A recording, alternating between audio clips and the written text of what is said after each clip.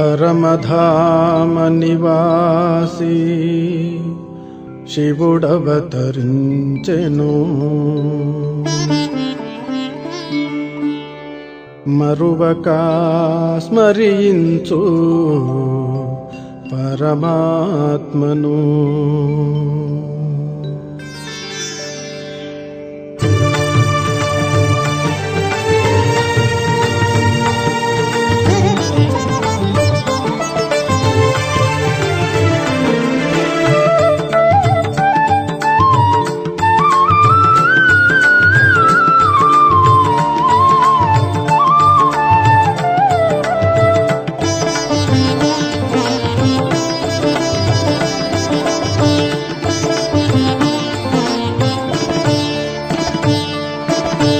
స్మరించు శివ పరమాత్మను. మరువకు నీవు సుఖదాతను. స్మరించు శివ పరమాత్మను. మరువకు నీవు సుఖదాతను. స్మరించు శివ పరమాత్మను.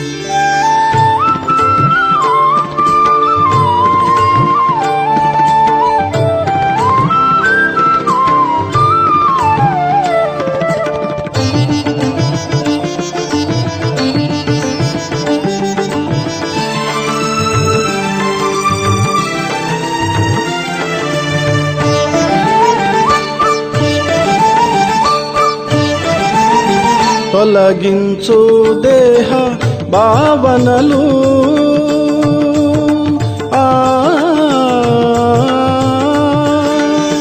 తొలగించు దేహ భావనలు.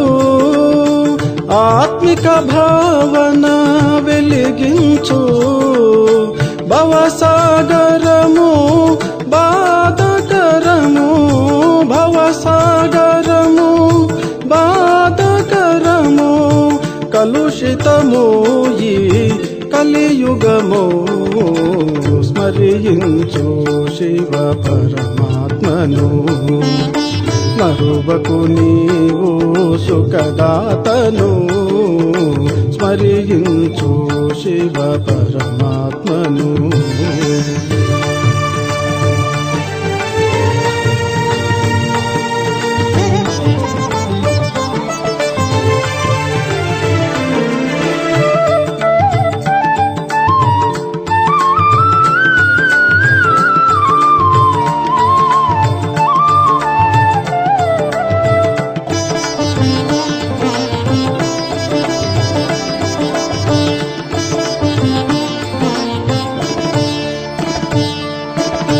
సంబంధాలే బంధనము.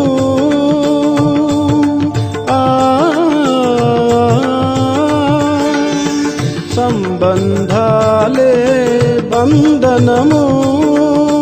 విడువుము ఈ వ్యామోహము. ఆత్మజ్ఞానము తెలుసుకొనుము.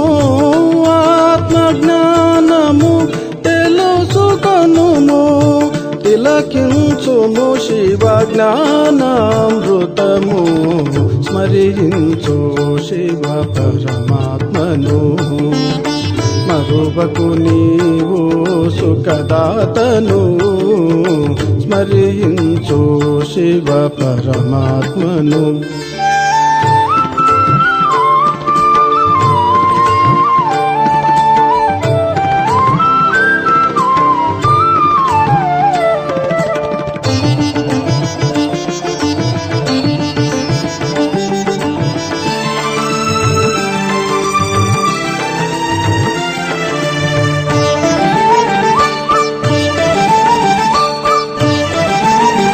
శాంతిని నింపెను ఆ శివుడు.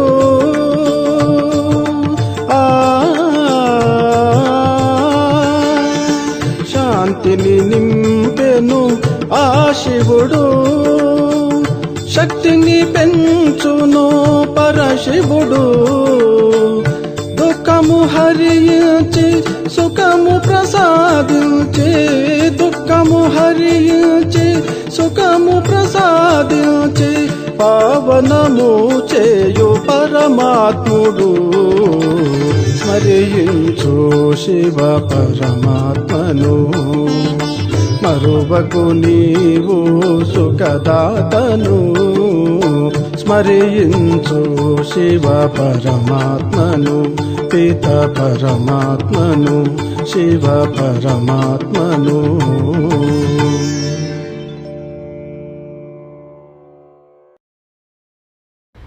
ఓం శాంతి.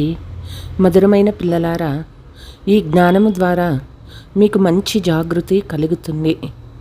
మీకు మీ 84 జన్మలు నిరాకార సాకార తండ్రుల గురించి తెలుసుకుంటారు. మీ వెతుకుట సమాప్తమైపోతుంది. ప్రశ్న: ఈశ్వరుని మతము, ఈశ్వరుని మార్గము భిన్నమైనదని ఎందుకు మహిమ చేయబడింది?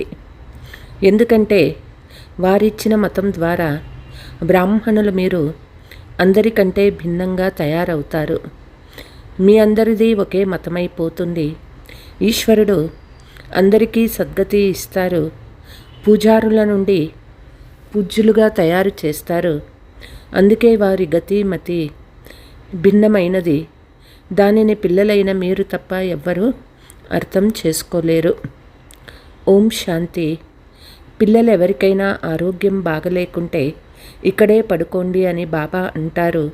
పిల్లలు మీకు తెలుసు, ఇందులో తప్పేమీ లేదు. ఎందుకంటే మీరు అపురూపమైన పిల్లలు. 5000 సంవత్సరాల తర్వాత మళ్ళీ వచ్చి కలుసుకున్నారు. ఎవరిని కలుసుకున్నారు? అనంతమైన తండ్రిని. నిశ్చయం ఉన్నవారికి అనంతమైన తండ్రితో కలుసుకున్నామని అనుభవం అవుతుంది. ఒకరేమో హద్దు తండ్రి, మరొకరేమో అనంతమైన తండ్రి. దుఃఖములో అందరూ అనంతమైన తండ్రిని స్మృతి చేస్తారు. సత్యయుగంలో ఒక్క లౌకిక తండ్రిని మాత్రమే స్మృతి చేస్తారు. ఎందుకంటే అక్కడ ఉండేదే సుఖధామము. ఈ లోకంలో జన్మనిచ్చిన వారిని లౌకిక తండ్రి అని అంటారు. పారలౌకిక తండ్రి ఒక్కసారి మాత్రమే వచ్చి మనల్ని తనవారిగా చేసుకుంటారు. మీరు తండ్రితో పాటు అమర్లోకంలో ఉంటారు. దానిని పరలోకము, పరంధామము అని అంటారు. అది అత్యంత పైన ఉన్న స్థానము. స్వర్గము అత్యంత పైన లేదు. స్వర్గము నరకము ఇక్కడే ఉంటాయి. నూతన ప్రపంచాన్ని స్వర్గమని, పాత ప్రపంచాన్ని నరకమని అంటారు. ఇప్పుడుండేది పతిత ప్రపంచము. ఓ పతిత పావన రండి అని కూడా పిలుస్తారు. సత్యయుగంలో ఈ విధంగా పిలవరు. రావణరాజ్యం ప్రారంభమైనప్పటి నుండి పతితంగా అవుతారు. దానిని పంచవికారాల రాజ్యమని అంటారు. సత్యయుగంలో నిర్వికారి రాజ్యం ఉంటుంది. భారతదేశానికి చాలా గొప్ప మహిమ ఉంది.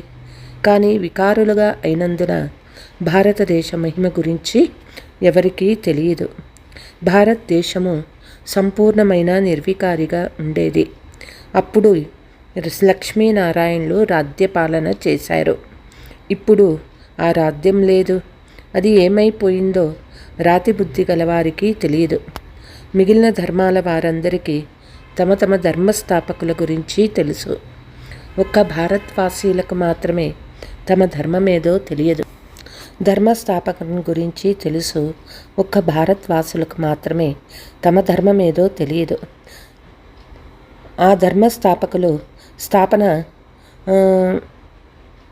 చేసేందుకు ఎప్పుడు వస్తారో తెలియదు. మొదట సిక్కు ధర్మం లేనే లేదని సిక్కులకు తెలియదు. గురునానక్ వచ్చి స్థాపించినాడు అంటే సుఖధామంలో వారు లేనట్లే కదా. అందుకే గురునానక్ వచ్చి మళ్ళీ ధర్మస్థాపన చేస్తాడు. ఎందుకంటే ప్రపంచ చరిత్ర భూగోళాలు రిపీట్ అవుతాయి కదా. అలాగే మొదట క్రైస్తవ ధర్మం కూడా లేదు. అది కూడా తర్వాతనే స్థాపన చేయబడింది. నూతన ప్రపంచంలో ఒకే ఒక ధర్మం ఉండేది.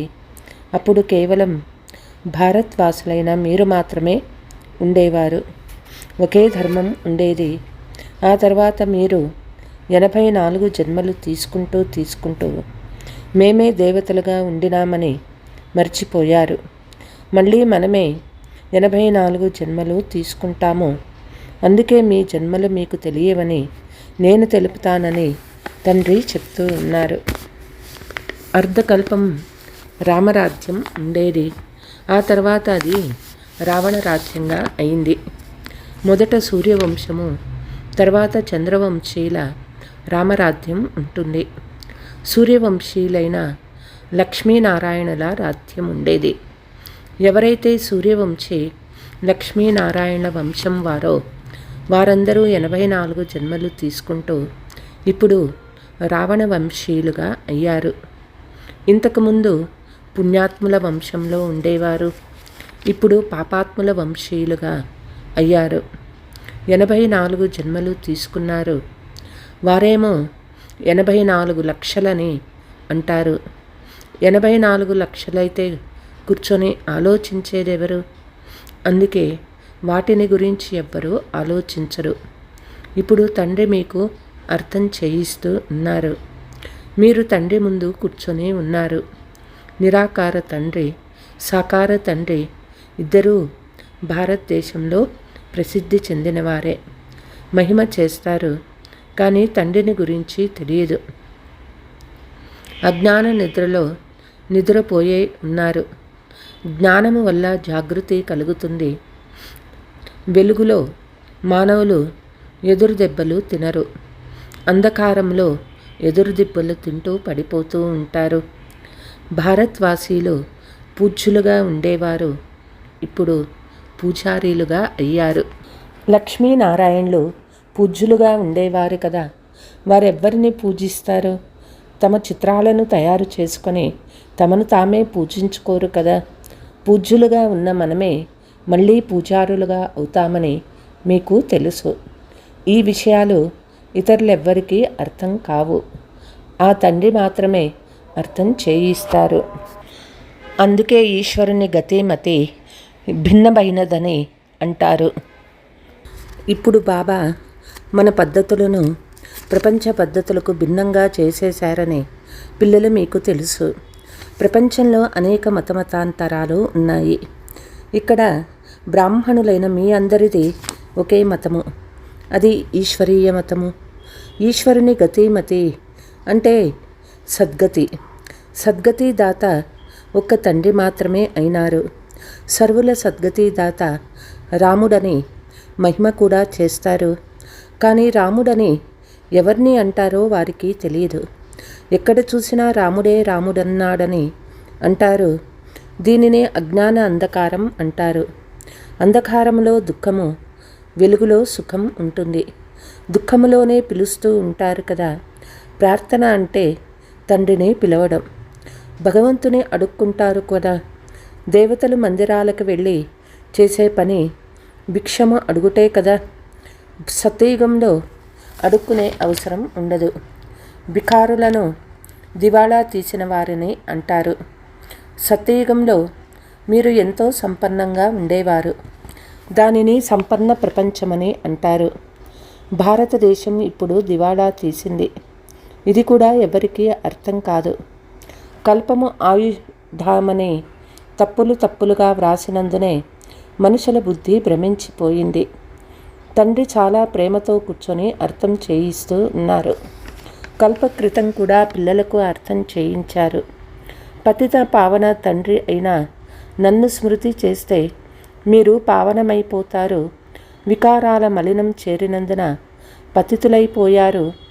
అందరిపై మలినాలు ఏర్పడి ఉన్నాయి. ఇప్పుడు ఆ తప్పును ఎలా వదిలించాలి? నన్ను స్మృతి చేయండి. దేహాభిమానాన్ని వదిలి దేహీ అభిమానులుగా అవ్వండి. స్వయాన్ని ఆత్మగా భావించండి. మొదట మీరు ఆత్మలు, ఆ తర్వాత శరీరాలు తీసుకుంటారు. ఆత్మ అమరము, శరీరము మృత్యు పాలైపోతుంది. సత్యయుగాన్ని అమరలోకమని అంటారు. కలియుగాన్ని మృత్యులోకమని అంటారు. అమరలోకం ఒకప్పుడు ఉండేదని, అది మృత్యులోకంగా ఎలా అయిందో ప్రపంచంలో ఎవ్వరికీ తెలియదు. మళ్ళీ మృత్యులోకము ఎలా అవుతుందో కూడా తెలియదు. అమరలోకం అంటే అక్కడ కాల మృత్యువులు ఉండదు. అక్కడ ఆయుష్ కూడా ఎక్కువగా ఉంటుంది. అది పవిత్ర ప్రపంచము. మీరు రాజ ఋషులు, పవిత్రంగా ఉన్నవారిని ఋషులని అంటారు. మిమ్మల్ని పవిత్రంగా ఎవరు చేశారు? వారిని శంకరాచార్యుడు తయారు చేస్తాడు. మిమ్మల్ని శివాచార్యులు పవిత్రంగా చేస్తారు. శివబాబా ఏ శాస్త్రాలు చదవలేదు. శివబాబా ఇతని ద్వారా వచ్చి మిమ్మల్ని చదివిస్తూ ఉన్నారు. శంకరాచార్యుడు గర్భం ద్వారా జన్మించిన వాడు. అతడు ఊపరి భాగము నుండి అవతరించలేదు. తండ్రి ఇతనిలో ప్రవేశిస్తాడు. వస్తారు, పోతారు. భగవంతుడు యజమాని. ఎవరిలో కావాలనుకుంటే వారిలోకి వెళ్ళగలదు. ఎవరికైనా కళ్యాణం చేయవలసి వచ్చినప్పుడు ప్రవేశిస్తారని బాబా అర్థం చేయించారు. పతిత శరీరంలోనే వస్తాను కదా, చాలామందికి కళ్యాణం చేస్తాను. మాయ కూడా తక్కువైనదేమీ కాదని పిల్లలకు తండ్రి అర్థం చేయించారు. అప్పుడప్పుడు ధ్యానంలో ఉన్నప్పుడు మాయ ప్రవేశించి ఉల్టా సుల్టాగా పేర్లు చెప్పి ఆ పేర్లతో పిలిపించుకుంటూ ఉంటుంది. అందుకే పిల్లలు తమని తాము చాలా కాపాడుకోవాలి. చాలామందిలో మాయ ప్రవేశించినప్పుడు నేనే శివుణ్ణి, నేనే ఫలానా అని మాయ చెప్తుంది. మాయ పెద్ద సైతాను. తెలివైన పిల్లలు ఎవరు ప్రవేశించారో బాగా అర్థం చేసుకుంటారు. బాబాకు నిమిత్తమైన శరీరం ఈ బ్రహ్మది కదా.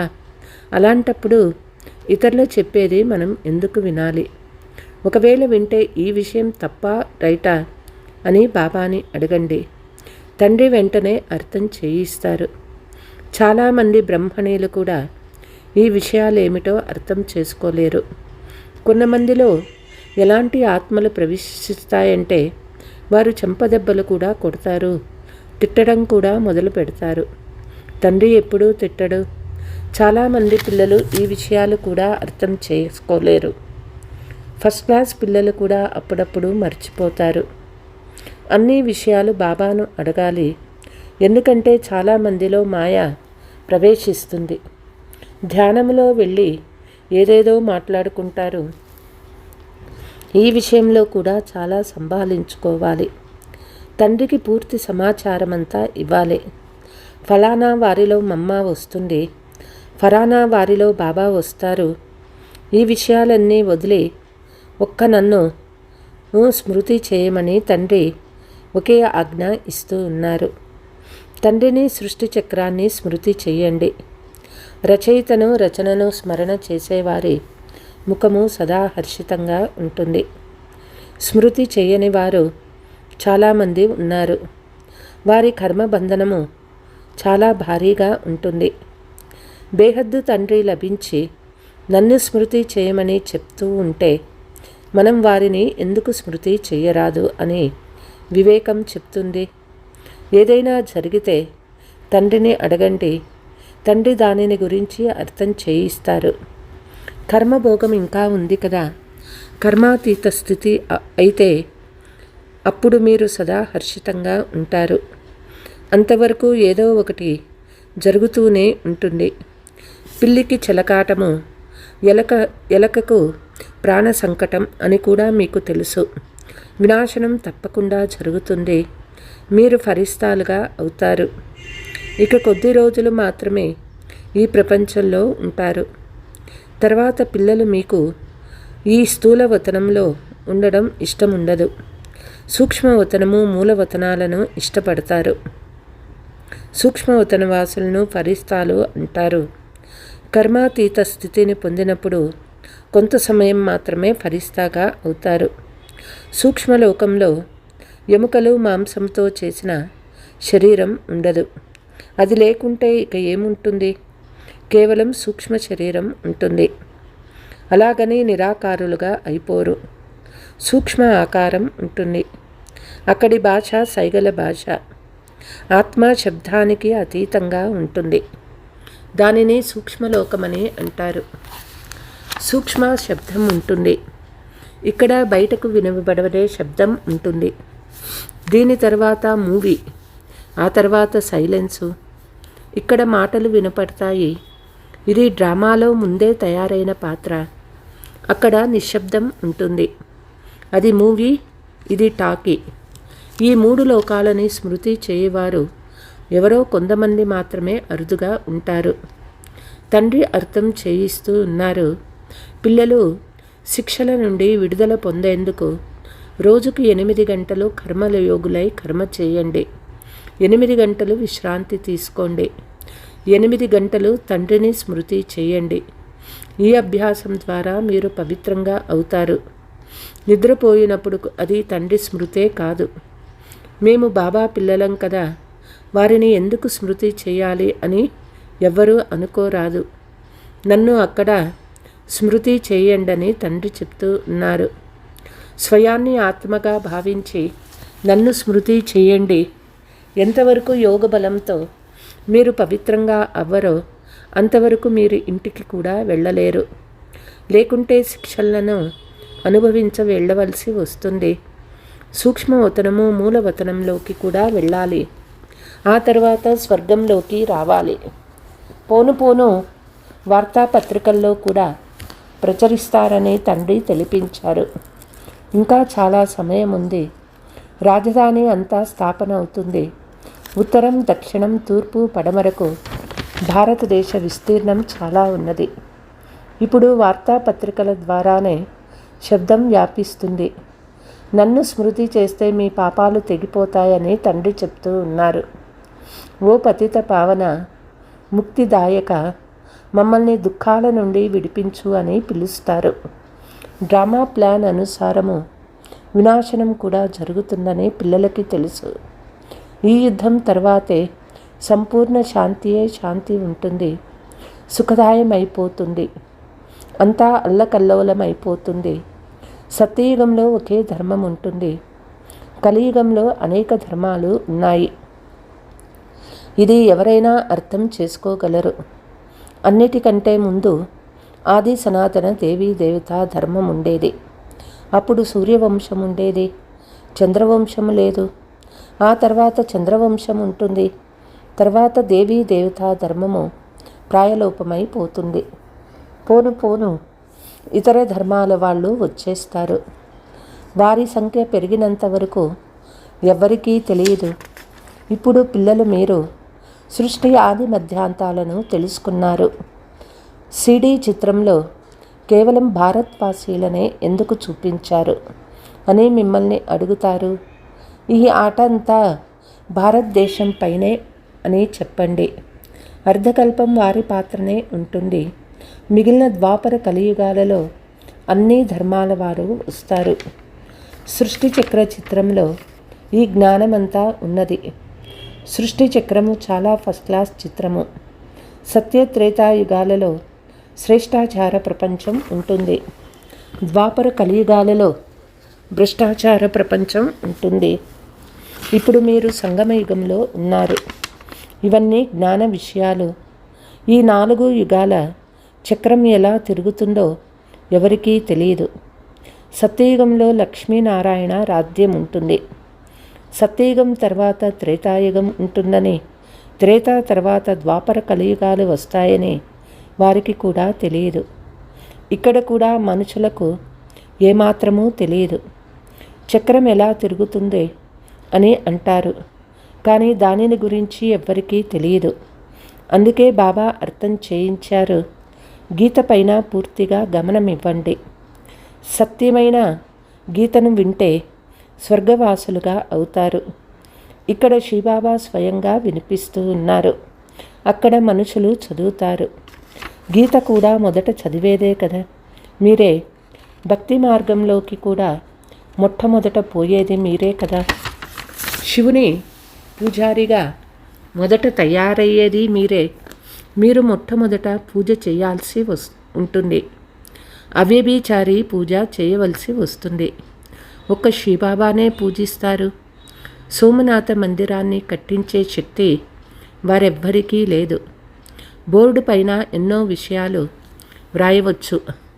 భారతీయులు సత్యమైన గీతను వింటే సత్యఖండానికి అధికారులుగా అవుతారని కూడా వ్రాయండి. మనము సత్యమైన గీతను విని స్వర్గవాసీలుగా అవుతున్నామని పిల్లలు మీకు తెలుసు. మీరు అర్థం చేయించినప్పుడు ఇది చాలా బాగా ఉంటుంది అని అంటారు. సరిగ్గా ఉంది అని అంటారు. బయటకి పోతూనే సమాప్తమైపోతుంది. అక్కడి విషయాలు అక్కడే ఉండిపోతాయి.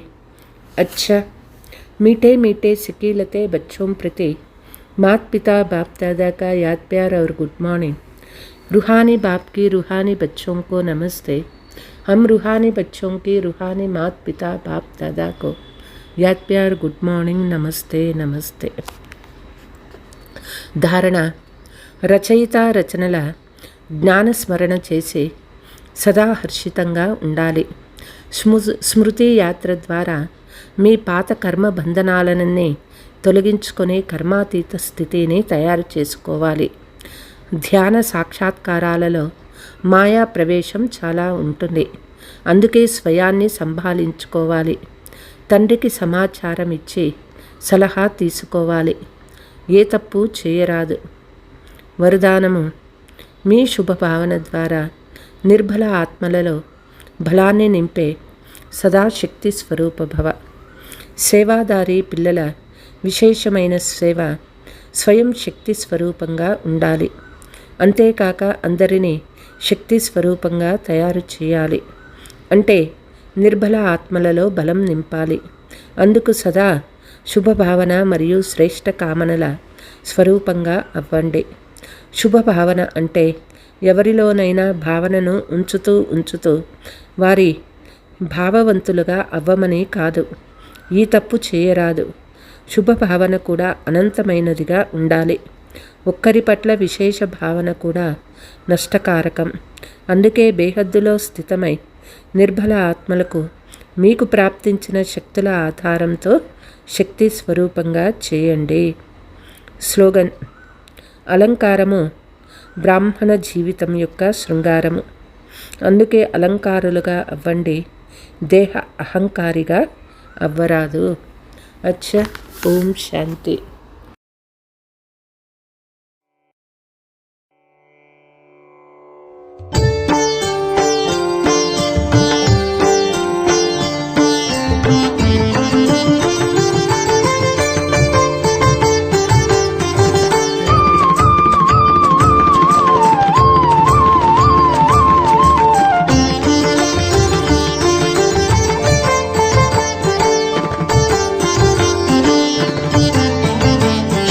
తండ్రి నీవే జొతగాడివైతే, శివ తండ్రి నీవే జొతగాడివైతే,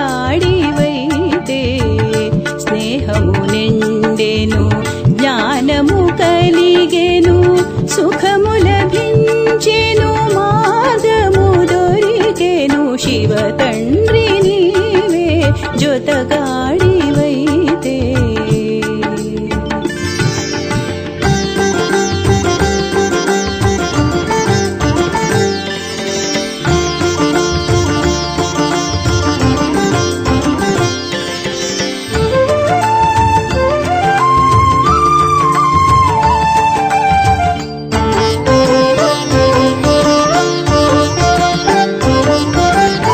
అలజడి జీవనం అంతము చేసి అచల మనసుల స్థితిని చూపెను.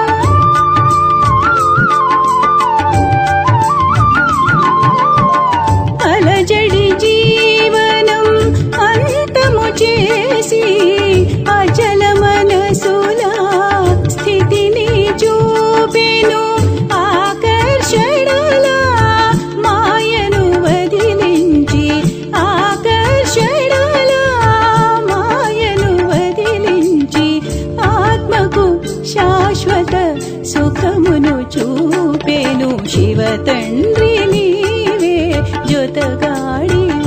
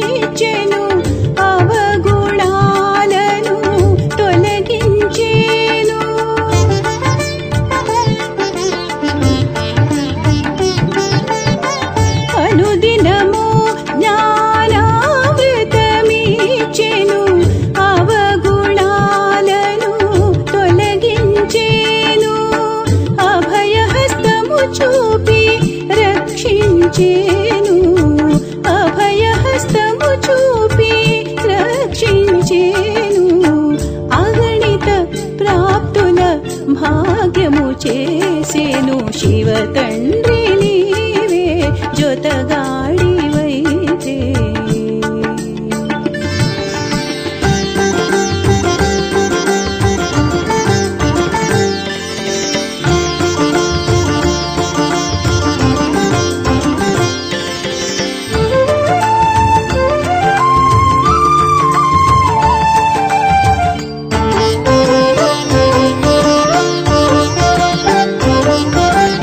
మన్మనాభవ మంత్రమునిచ్చెను మస్తకమణులా ప్రభ వెలిగించెను.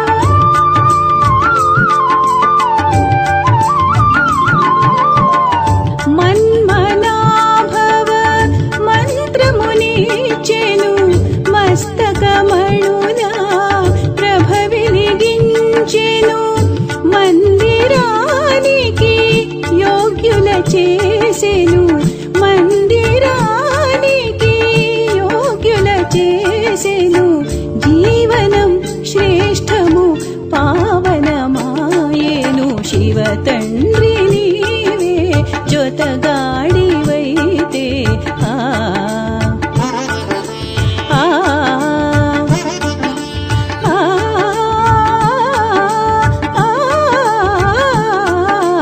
శివ తండ్రి నీవే జొతగాడివైతే.